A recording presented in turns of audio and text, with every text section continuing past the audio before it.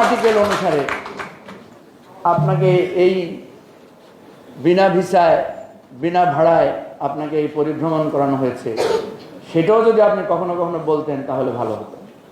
ঐক্যমত্য কমিশনে বিএনপির যিনি প্রতিনিধিত্ব করেছেন, যিনি একটি ঘন্টার জন্য কখনো ঐক্যমত্য কমিশন মিস করেন নাই, আমাদের প্রিয়জন যিনি গুমের শিকার হয়েছিলেন সালাউদ্দিন ভাই, বিএনপি স্ট্যান্ডিং কমিটির মেম্বার, উনি কথায় কথায় সংবিধান, তারপরে অনুচ্ছেদ, আর্টিকেল তুলে তুলে বক্তব্য দিয়েছেন।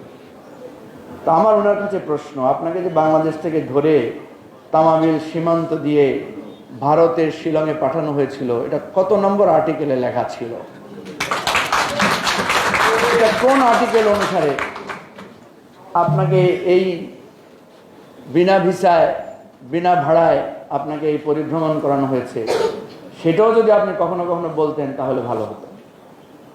অর্থাৎ এই রাষ্ট্রটাকে, সংবিধানকে প্রতিনিয়ত তুচ্ছ তাচ্ছিল্য, দুমড়ে মুচড়ে হত্যা করে আমাদের রাষ্ট্রটাকে শেখ হাসিনা এমন এক জায়গায় নিয়ে গিয়েছিলেন, যার কারণে আমাদেরকে গণ অভ্যুত্থানের আশ্রয় নিতে হয়েছিল, গণ অভ্যুত্থান সংগঠিত করতে হয়েছিল।